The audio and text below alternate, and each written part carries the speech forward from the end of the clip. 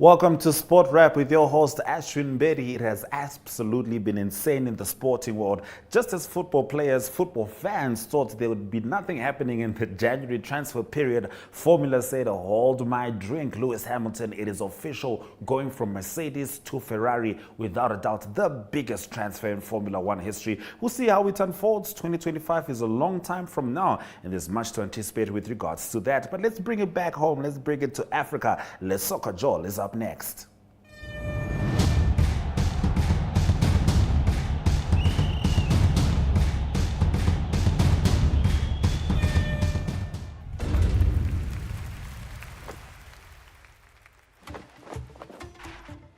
The Champions League, we've got the favourites, and if they're on song, well, they'll give us a bit of everything to enjoy.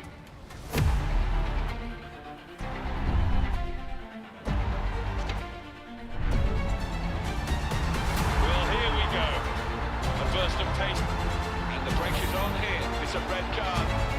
Vinicius Junior!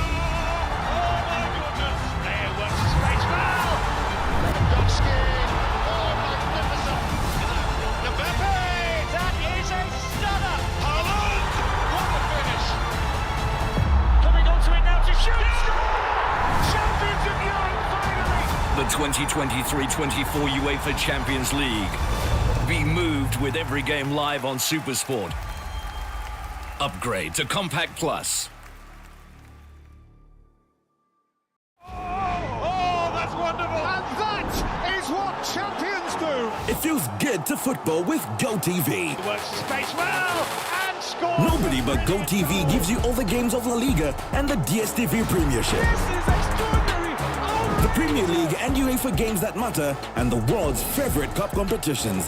Get your GoCoder with 1 month of Super for only $799 to enjoy the football Vuma. GoTV. Love it.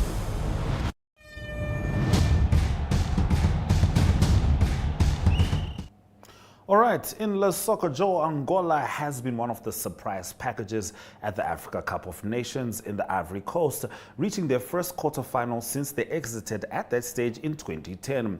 Now, it has already been a record-breaking tournament for the side, and this is in several different ways. And now they seek a first-ever semi-final place when they take on Nigeria in the last 8 in Abidjan tonight.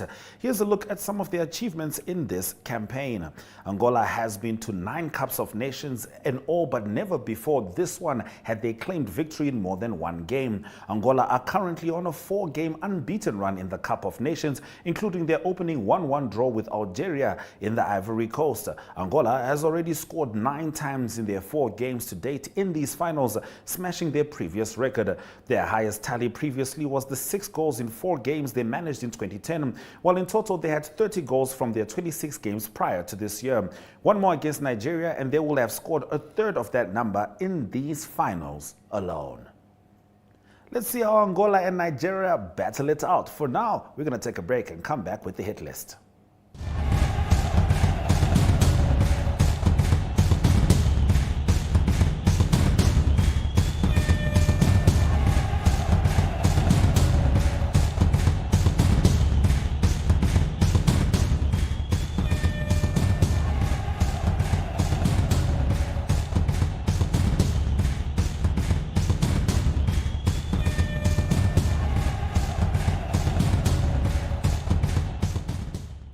We've always had the bravery to stand up for what is Namibian, from protecting our homes to fighting injustices.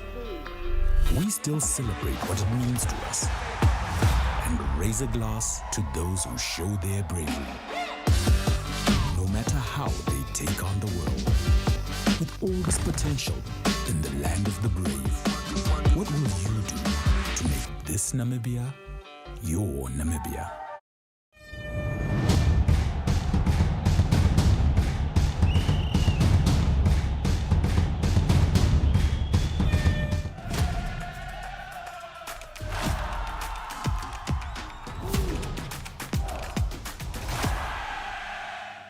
Tomorrow we are live at the Showgrounds. The Namibia futsal national team will be competing at home, and this is for the first leg of the qualifiers to the Total Energies Africa Cup of Nations against Tanzania. Let's take a look at this. This Saturday at 7 p.m. witnessed the Namibian national futsal team's historic clash against Tanzania in the first leg of the qualifiers of the Total Energies Africa Cup of Nations. With CJ van Wyk leading the charge, the team is fervently preparing for the challenge, driven by the shared goal of victory for both themselves and the nation. Just tell us, homeboy, it's a big game that we have on our hands against Tanzania. How are preparations for the game going? Our preparations are going very well at the moment. My team is performing well every day, standing up every morning, doing this. At the bottom of their heart, we all want to win, and we're going to fight for this win. Just not for us, but for the nation as well. We hope you come and support us, and we'll bring you a show. The head coach expressed his excitement for the game, emphasizing its significance as a potential milestone for futsal in Namibia, opening doors for investments, league growth, sponsorship, and infrastructure development. These are exciting times. Well, I'm very excited. I'm happy with the boys' preparations.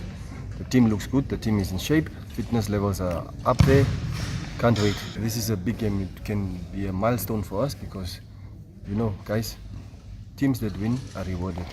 This will be a big chance for futsal in itself for our Namibian country, because this might open doors for investment, grow the league, get in sponsorships, and build infrastructures all over the country for futsal to grow.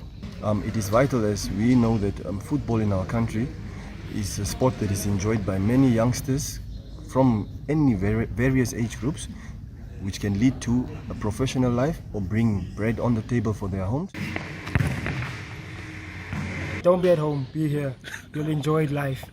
So join us on this journey as Namibia national futsal team aims to make history. Support us, be part of the excitement, and don't miss the chance to watch the game live on NTV and Sportsrep Facebook page at 7 o'clock this Saturday, making futsal a source of pride in the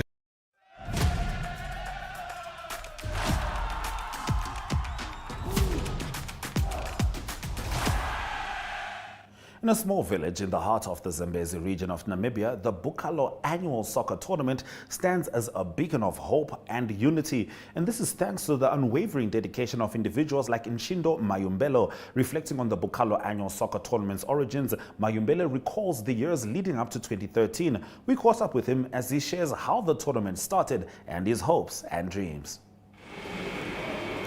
Can you please tell the viewers about yourself? My name is Nshindo Mayumbelo, born and bred at Bukalo in the Zambezi region. Attended my primary school, secondary school that side, and matriculated at CSS.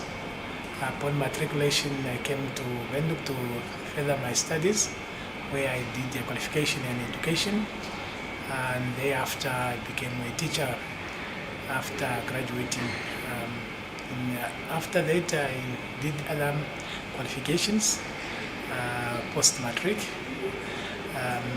Currently, I am a teacher by profession, a candidate legal practitioner, as well as an executive director of a non-profit organization here in Windhoek called the Emmanuel African Connection Foundation, and the patron of what brings me here today, Bukalo annual soccer tournament.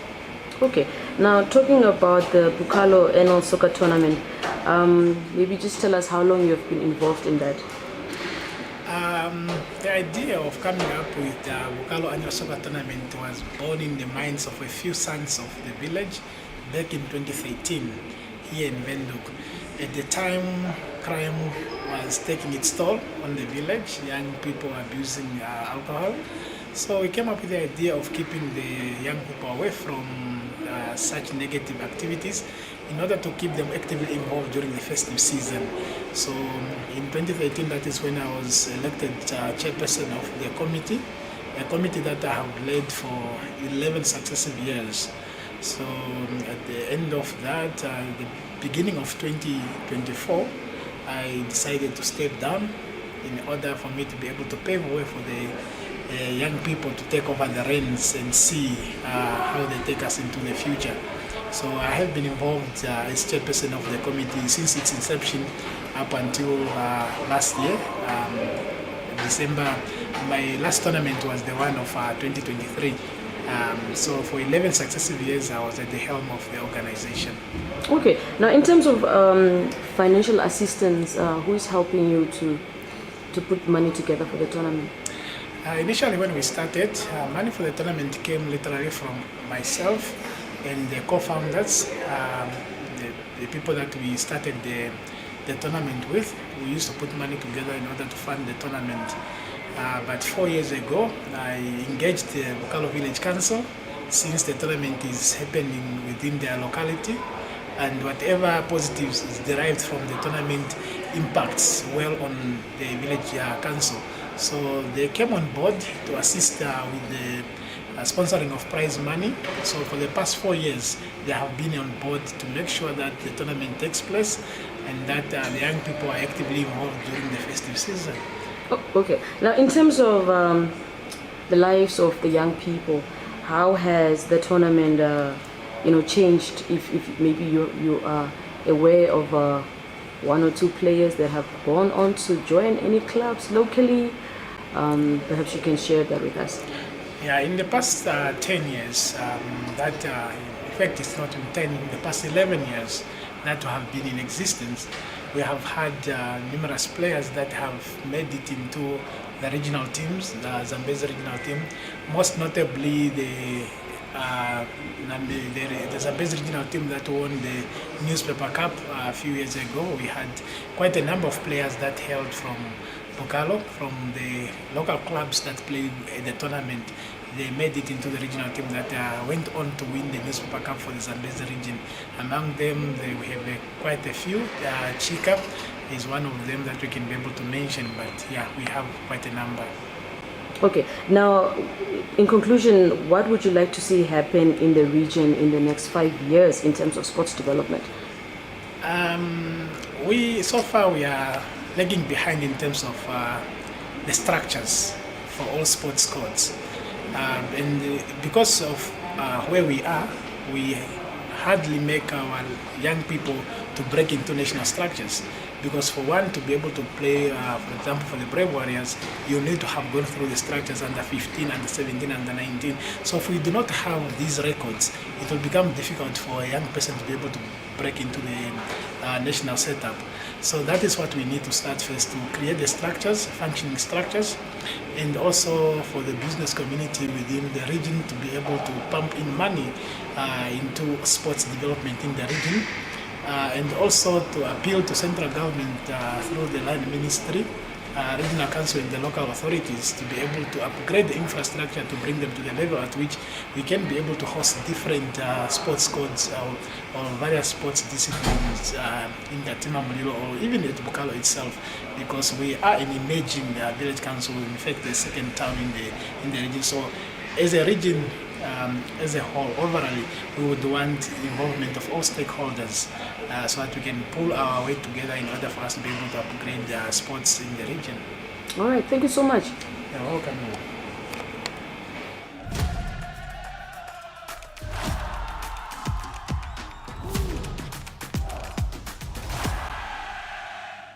We talk Nedbank Cycle Challenge as we head in the pipeline shortly.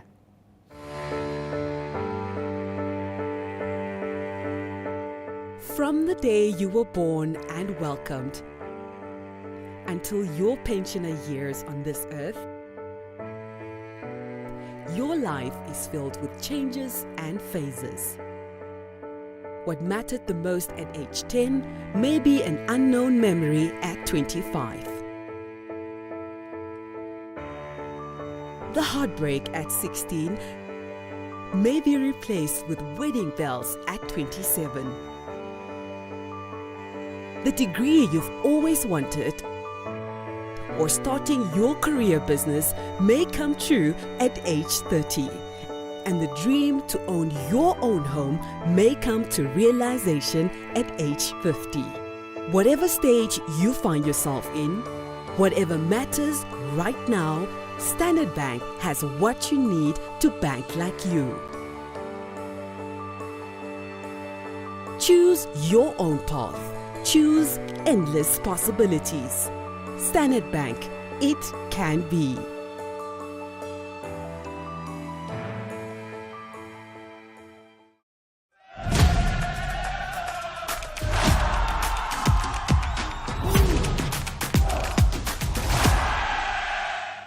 Selma Kaulinga shares her excitement for the Nedbank Cycle Challenge that takes place on the 11th of February. Let's hear what she has to say.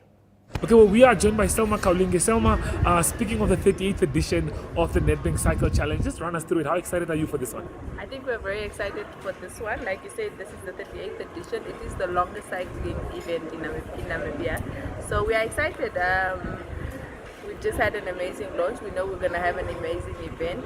We have categories from 20 kilometers all the way up to 100 kilometers. So there's fun for everybody, the whole family. If you are an athlete, like serious cyclist, or if you are just doing it for fun, there's space and room for everybody at this Nedbank Cycle Challenge. Okay, well, Selma, compared to last year and this year, just tell us a bit of the improvements that have been made to make sure that the event is a success. Okay, well, last year it was a success, but we've built on that success. So this year we've added a kiddies challenge. So there will be a kiddies challenge on the 10th of February during the registration, just here at the Freedom Plaza next to the Nedbank campus. So kids as young as you know, those where you can run right, as young as that, can come and take part in that. So we hope this makes us even more inclusive of the whole family. Okay, well, with that also being said, Nedbank, you guys as Nedbank, how important is it for you guys to just be part of such big events? I mean, 38 years this thing has been going on. So how important is this for Nedbank? I think it's really important to just keep on the legacy of the event, and like we said, we have been involved since the first race in the 80s. So just to keep that legacy, but also just to make it better. I think we've seen the growth of cycling over the years. We've seen the improvement, and it shows in the caliber of athletes that come out of the sporting code. So I think Nedbank is just really proud of how cycling is going in Namibia, what it means for putting Namibian sports on the map. So being there from the beginning, we're just proud of where it is, and we know that it can go so much further. Okay, well, before we do let you go, for the fans for the people that will be watching at home or that are watching now from home, what message do you have for them for the 11th of February?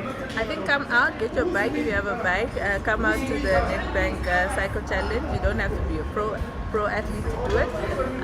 If you have a bicycle, you just come.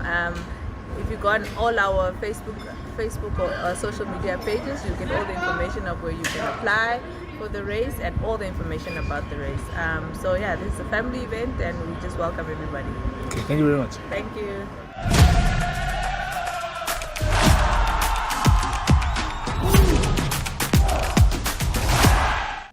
Stay with us as we head into your take after the break.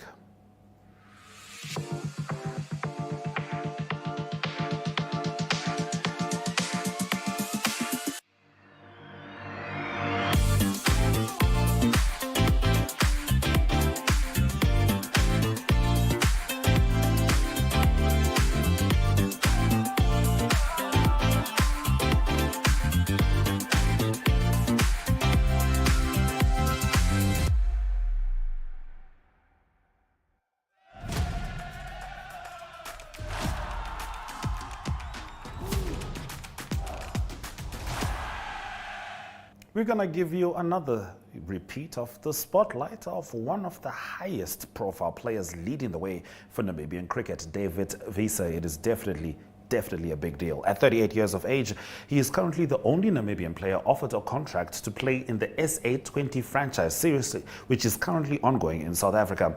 His team, the Joburg Super Kings, released this interview in which he addresses various topics.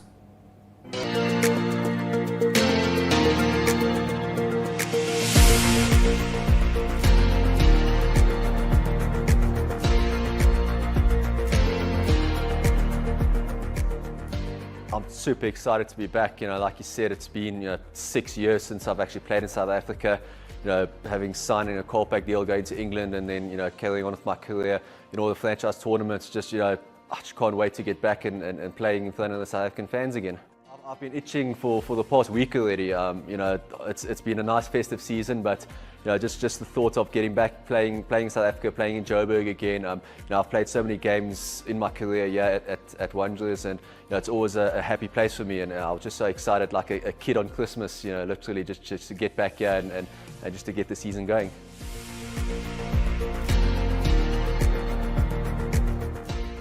I was actually in Namibia when they started talking about these games, and everybody was so excited. And then the first question was, who am I going to play for? And then they started asking me about, what's the team going to look like and who they're going to be playing against. But they're so excited, and it's a great opportunity for Namibia. There's so much talent in associate cricket, and Namibia has shown over the last couple of years in the World Cups, that there's some talented players there, and hopefully they can come here and grab the opportunity and showcase their skills. I know they're going to be up for it, and it's going to be some high intensity games. They know exactly where I'm standing. I'm going to be in the opposition playing against my team, and I'm going to be exploiting them as much as I can. They're not going to have any place to hide. I know them inside out, and we're going to go and we're going to have a good spectacle against them.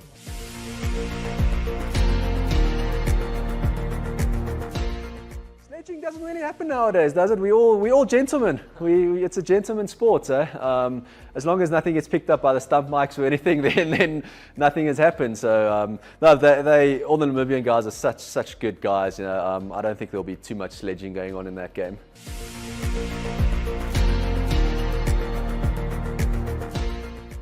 It's an interesting time, because when I went to go play in England, I kind of retired from international cricket, not thinking that I'll ever get the opportunity again. And then, when Namibia qualified for the World Cups, it was actually Albie Morkel who approached me to play for Namibia. And it was, as soon as they came to me, I grabbed at the opportunity. It was something that was really exciting for me to play in the World Cups again, to play on the international stage and to test myself.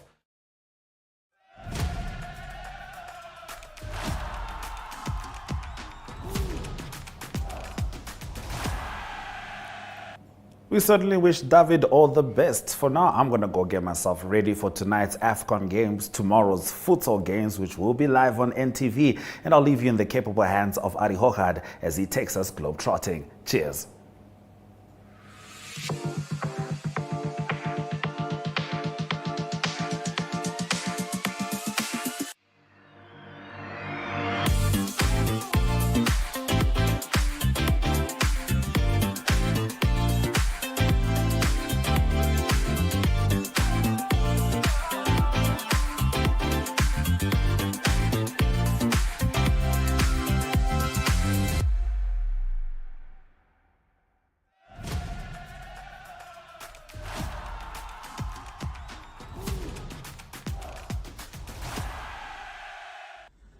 Good day everyone, time for international sports news, and starting off with English Premier League first. There were a few games played before the weekend's action, and it was Manchester United that played against Wolverhampton. A very exciting game, Manchester United winning it by 4-3. That game was played at Wolverhampton. Exciting game with 2 goals in injury time. It was in the 95th minute Wolverhampton that made the score 3-3, but then it was in the 98th minute it was Kobe Mainoo that scored for Manchester United to make the score 4-3 in favour of Manchester United. Important win for Manchester United. They keep in touch in the top 8, trying to still reach out for the top 4, and they're 7th at the moment on 35 points.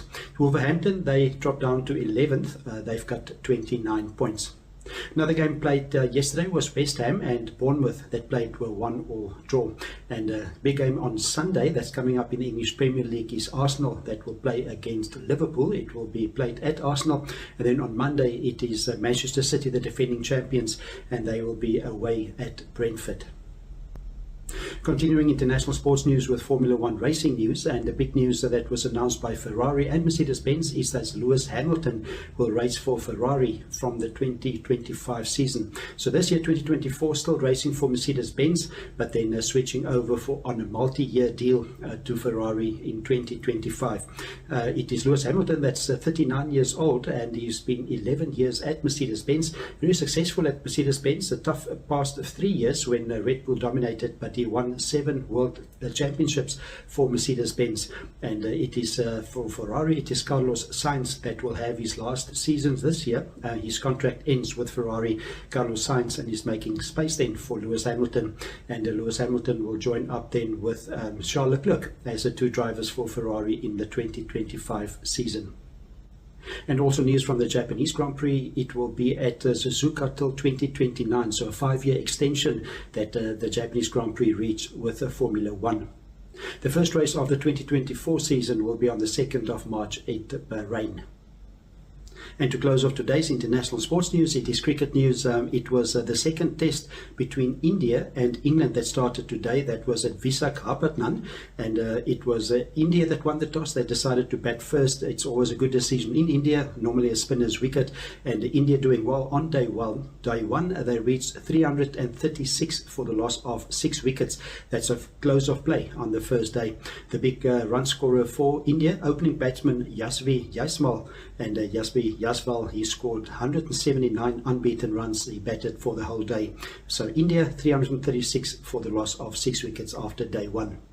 And also the first of 3 50-over ODIs, one-day international nationals started in Australia. Australia hosting the West Indies.